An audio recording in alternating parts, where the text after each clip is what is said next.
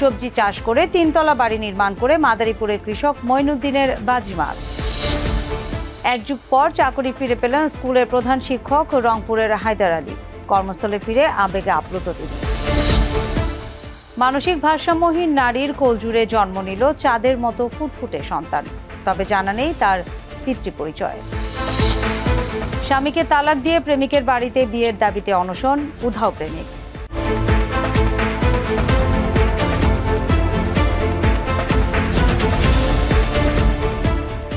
দর্শক, আমন্ত্রণ মাই টিভি গ্রামীণ নিউজে। এতক্ষণ দেখছিলেন শিরোনাম, সাথে আছে আমি নাদিয়া ইসলাম।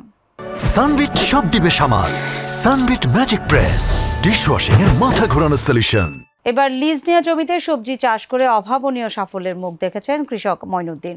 মাদারীপুরের কালকিনি উপজেলার কৃষক মঈনুদ্দিন কৃষি থেকে উপার্জিত আয় তৈরি করেছেন 3 তলা বাড়ি, গরুর জন্য পাকা খামার এবং সবজি সংরক্ষণাগার। এসবের পাশাপাশি তিনি কর্মসংস্থান তৈরি করেছেন 10 থেকে 15 জন বেকারের।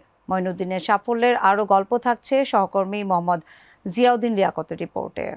অন্যের জমিতে সবজি চাষ করে 3 তলা বাড়ি নির্মাণ করে সবাইকে তাক লাগিয়ে দিয়েছেন মাদারীপুরের এক কৃষক। শুধু 3 তলা বাড়ি নয়, করেছেন পাকা গরুর খামার। আধুনিক এই সবজি খামার থেকে খরচ ছাড়াই বছরে আয় করছেন 12 থেকে 15 লক্ষ টাকা। সব মিলে জেলে দেখা গেছে যে প্রায় 10-12 লক্ষ 9 লক্ষ টাকা মানে এরকমই হয়। কৃষক মঈনুদ্দিন একজন সফল কৃষক। তিনি তার কঠোর পরিশ্রম এবং মেধার মাধ্যমে আস্তে আস্তে করে সবজি চাষ বিষয়ে পারদর্শী হয়ে আসছে। তার দেখা দেখি অত্র এলাকায় অন্যান্য অনেক কৃষক উদ্যোক্তা তৈরি হয়েছে। মাদারীপুরের কালকিনি উপজেলার রমজানপুর ইউনিয়নের কৃষক মঈনুদ্দিন প্রায় 2 দশক আগে বাবার কাছ থেকে কৃষির প্রাথমিক শিক্ষা নেন। এরপর অন্যের জমি লিজ নিয়ে মাত্র 10% জমিতে টমেটো চাষ শুরু করেন। প্রথম মৌসুমে ভালো ফলন ও বাজার মূল্য পাওয়ায় কৃষি পেশায় আগ্রহ বেড়ে যায় তার। এরপর প্রতিবেশীর কাছ থেকে আরো 20% জমি লিজ নিয়ে সবজির চাষ বৃদ্ধি করেন। বর্তমানে মঈনুদ্দিন প্রায় 11 থেকে 12 বিঘা জমিতে বিভিন্ন মৌসুমী সবজি আবাদ করেন। টমেটো আছে 4 বিঘা। টমেটো সবচেয়ে আমি বেশি লাভবান হয়েছে, এবং এইটা কখনো আর কমাই না। 4 বিঘা আছে টমেটো, লাউ ছিল 2 বিঘা, তারপর বেগুন আছে 1 বিঘা, বাঁধাকপি ফুলকপি 2টা আছে 2 বিঘা, ঢেঁড়স আছে 1 বিঘা, মিষ্টি কুমড়া আছে, শসা আছে, সবজি জাতীয় যা আছে সব পদে আছে।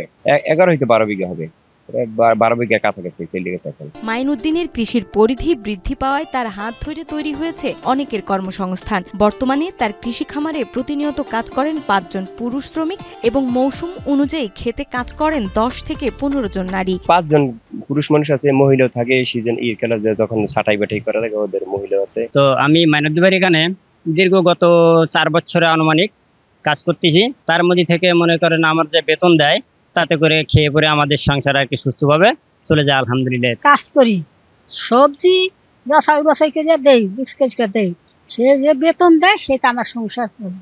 এদিকে সব খরচ বাদ দিয়ে প্রতি বছর মঈনুদ্দিনের আয় দাঁড়ায় প্রায় 12 থেকে 15 লক্ষ টাকা। এই অর্থেই তিনি নির্মাণ করেছেন 3 তলা বাড়ি, গরুর খামার এবং আধুনিক সবজি সংরক্ষণাগার। মঈনুদ্দিনের সাফল্যে অনুপ্রাণিত হয়ে তার গ্রামের আরও অন্তত 50 জন কৃষক সবজি চাষে যুক্ত হয়েছেন এবং তারাও সফলতা পেয়েছেন। অনেকেই এখন এই গ্রামকে কৃষি গ্রাম হিসেবে চেনেন। মহৎ হৃদয়ের মঈনুদ্দিনের ক্ষেত থেকে গ্রামের সবাই বিনামূল্যে সবজি নিয়ে থাকেন। আমি চাকরির পেছনে অনেক ঘোরাঘুরি করছি, কিন্তু চাকরি করে দেখছি কোনো এই নাই। আমি মঈনুদ্দিন মামুর কৃষি জমিতে এসেছি, সে একজন সফল উদ্যোক্তা। তার দেখা দেখি আমিও গত বছরও আমি তার আবাদ করছিলাম। আমার দেশে এই মঈনুদ্দিন ভাই প্রথম সবজি চাষ করছে, তার দেখা দেখি আমরাও শুরু করছি। আমরা এই সবজি চাষ করে সবাই, আমিও ভালো আছি। তারপর আমার এলাকায় যারা আরো করছে তারাও খুবই ভালো আছে। মঈনুদ্দিন অনেকদিন ধরে চাষ করে সবজি চাষ, আমরা নিয়ে খাই, আমাকে তো টাকা পয়সা লাগে না, এই গ্রামের সবাই খায়। কালকিনি উপজেলার একজন গর্বিত কৃষক হিসেবে পরিচিত মঈনুদ্দিন প্রমাণ করেছেন পরিশ্রম আর পরিকল্পনার মাধ্যমেও কৃষি হতে পারে সমৃদ্ধির পথ। দীর্ঘ 12 বছর পর মিথ্যা মামলার গ্লানি মুছে ফের স্কুলে ফিরলেন প্রধান শিক্ষক হায়দার আলী। প্রথম কর্মস্থলে পা রেখেই আবেগে আপ্লুত তিনি। উচ্ছ্বাস ছড়িয়ে পড়ে শিক্ষার্থী থেকে সহকর্মী সবার মাঝে। পীরগঞ্জের তাতারপুরে ফিরে এসেছে এক আস্থার মুখ। সচেতন মহলের প্রত্যাশা আর যেন কেউ হয়রানির শিকার না হন শিক্ষাঙ্গনে। বিস্তারিত দেখুন রিপোর্টে। দীর্ঘ 1 যুগ পর চাকরি ফিরে পেলেন স্কুলের প্রধান শিক্ষক। নানান চড়াই উতরাই পেরিয়ে প্রাণপ্রিয় কর্মস্থলে ফিরে আবেগে আপ্লুত হয়ে পড়েন তিনি। তাকে পেয়ে উচ্ছ্বসিত শিক্ষার্থী সহ সহকর্মীরা।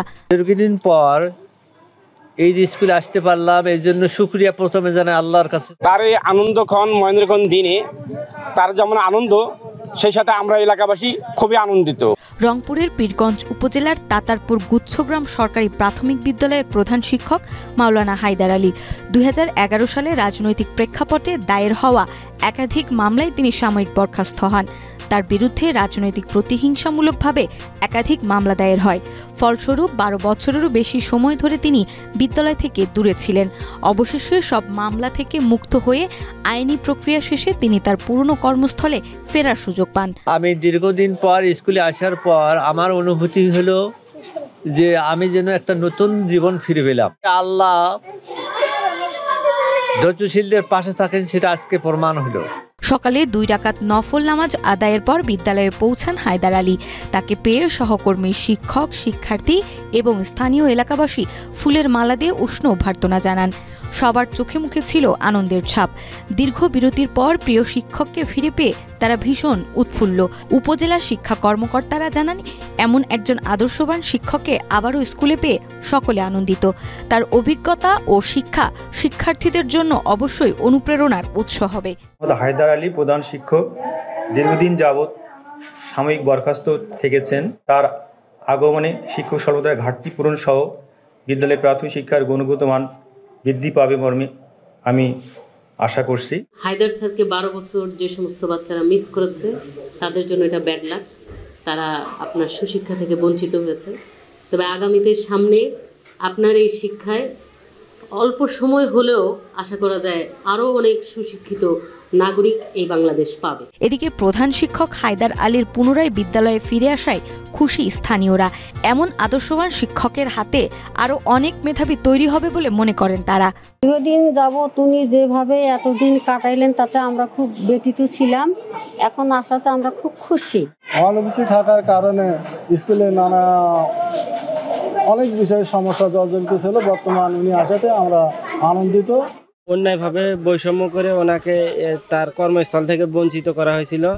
আজকে উনি সকল বাধা পেরিয়ে আজকে এই প্রধান শিক্ষক হিসেবে এই প্রাথমিক বিদ্যালয়ে যোগদান করেছে।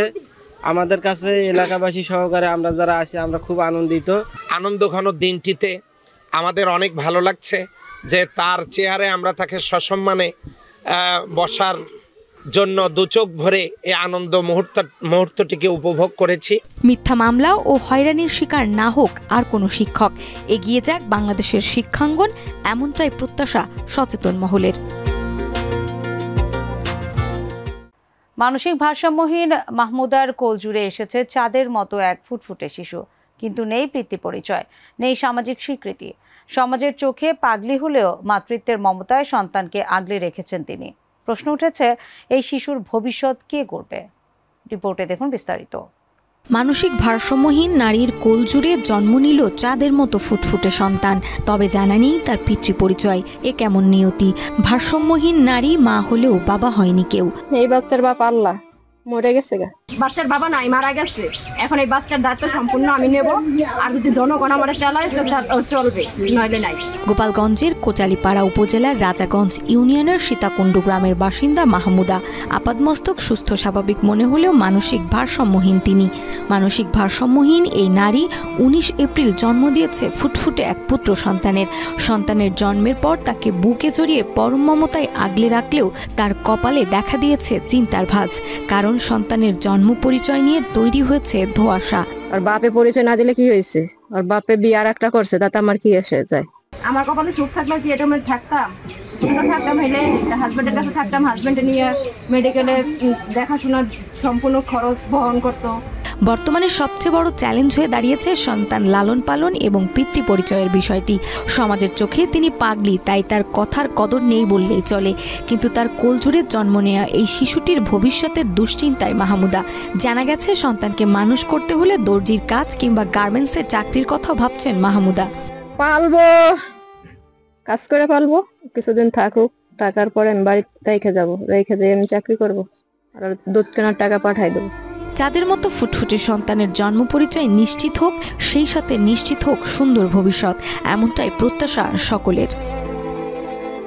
স্বামীকে তালাক দিয়ে প্রেমিকের বাড়িতে গিয়ে এখন বিয়ের দাবিতে অনশন করছেন এক সন্তানের জননী। প্রেমে বাধা, সংসার ভাঙন আর গৃহবন্দী করে রাখার অভিযোগ ঘিরে উত্তপ্ত গাইবান্ধার সাদুল্লাপুর। স্থানীয়দের দাবি দ্রুত সমাধান। বিস্তারিত রিপোর্টে। স্বামীকে তালাক দিয়ে এখন প্রেমিকের বাড়িতে বিয়ের দাবিতে অনশন করছেন এক সন্তানের জননী। স্কুল লাইফ থেকে আমাদের রিলেশন আমার সব থেকে আমার সংসারটাই নষ্ট করে দিয়েছে। এরা তো আমার সবথেকে বড় ক্ষতি। 5 বছর আগে গাইবান্ধার সাদুল্লাপুর উপজেলার বৈষ্ণব দাস গ্রামের আনোয়ারুল ইসলামের ছেলে মোর্শেদ মিয়ার সঙ্গে একই গ্রামের ভোলা মিয়ার মেয়ে ইবাদির প্রেমের সম্পর্ক গড়ে ওঠে। যদিও তাদের সম্পর্ক মোর্শেদের পরিবার মেনে নেয়নি, তবুও মোর্শেদ সম্পর্ক চালিয়ে যান। এদিকে প্রায় 4 বছর আগেই ইবাদির পরিবার এক প্রকার বাধ্য হয়ে তাকে অন্যত্র বিয়ে দিয়ে দেয় এবং সেই সংসারে এক পুত্র সন্তানের জন্ম হয়। এর সাথে আমার প্রায় 7 বছরের রিলেশন। এর জন্য আমি অনেকদিনের সাথে রিলেশন করছি, আমাকে অনেকদিন বিয়ে দিছে। তারপরে আর আমার বাড়ি থেকে বিয়ের প্রস্তাব দিয়েছিল, এরা কেউ মানে না। আমার বাবা মাকে মান অপমান করে পাঠিয়ে দিয়েছে এরা। তারপরে আমার বাধ্য হয়ে আমার বাবা মা অন্য জায়গায় বিয়ে দেয়। তবে পুরনো সম্পর্ক শেষ না হওয়ায় ইবাদি ও তার স্বামীর মধ্যে টানাপোড়েনের সৃষ্টি হয়। এক পর্যায়ে মোর্শেদের প্ররোচনায় স্বামীর সংসার ত্যাগ করে গত 13ই এপ্রিল প্রেমিকের বাড়িতে চলে আসেন ইবাদি, কিন্তু সেখানে গিয়ে বিপাকে পড়েন তিনি। ইবাদির উপস্থিতি টের পেয়ে প্রেমিক মোর্শেদ গা ঢাকা দেন এবং বাড়ির দরজায় তালা ঝুলিয়ে দেয় তার পরিবার। আমাকে অনেকদিন থেকে বলছে তুমি আসো, আমি তুমি যদি 1.5 লাখ টাকা নিয়ে আসো তাহলে তোমাকে আমি বিয়ে করবো। এরকম করে অনেকদিন চলছে। তারপরে হলো ঈদের পরের দিন আমরা হলো স্বপ্নপুরি গেছি। স্বপ্নপুরি যা ছবি তুলছে, আমার অনেকগুলো ছবি তুলে সেই ছবিগুলো ভাইরাল করে দিছে। আমি কতদিন এরকম কথা। তারপরে আমি এখানে আসছি, ভাইরাল করে ছবিটা যখন ভাইরাল করছি তখন আমি এখানে আসছি। 7 দিন হয়ে আসছি, আমার মনে হয় আমি আসছি। আমি এখানে কতদিন থাকবো এরকম করি? আমাকে এখানে বিয়ে করে দিচ্ছে, বিয়ের ইয়ে দিয়ে আমাকে এখানে রাখছে। এরপর ভুক্তভোগী ইবাদির পরিবার অভিযোগ তোলে তাদের মেয়েকে গুম করা হয়েছে। 18ই এপ্রিল বিকালে সংবাদ সংগ্রহ করতে গিয়ে সাংবাদিকরা তালাবদ্ধ বাড়িতে অনেক ডাকাডাকির পরও কোনো সাড়া শব্দ না পেয়ে পাশের বাড়ির লোকজনের সঙ্গে কথা বলেন। এরপর এক পর্যায়ে স্থানীয়দের সহায়তায় উদ্ধার হয় ভুক্তভোগী নারী। তিনি জানান তাকে গৃহবন্দী করে রাখা হয়েছিল, তাকে চুপ থাকতে বাধ্য করা হয়, এমনকি কথা যেন বলতে না পারে তার জন্য মুখ চেপে ধরা হয়। আমাকে শোনা লাগবে তো 10 জন শোনা লাগবে। আজ থেকে 6 দিন হইলে যে আমার মেয়েটা আমরা রাখতে। এখন মেয়ে তো ছেলের বাড়ি ছিল, কাল থেকে মেয়েটা নাই, কালকেও ছিল মেয়ে, আজকে থেকে নেই মেয়ে।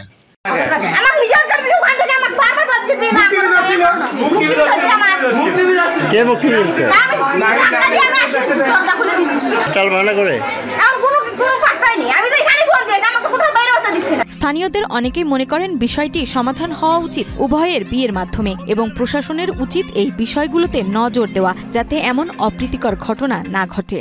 দর্শক, এই ছিল আজকের মাই টিভি গ্রামীণ নিউজ। গ্রামের আলোচিত সব খবর দেখতে চোখ রাখুন মাই টিভি গ্রামীণ নিউজে। ধন্যবাদ এতক্ষণ সাথে থাকার জন্য।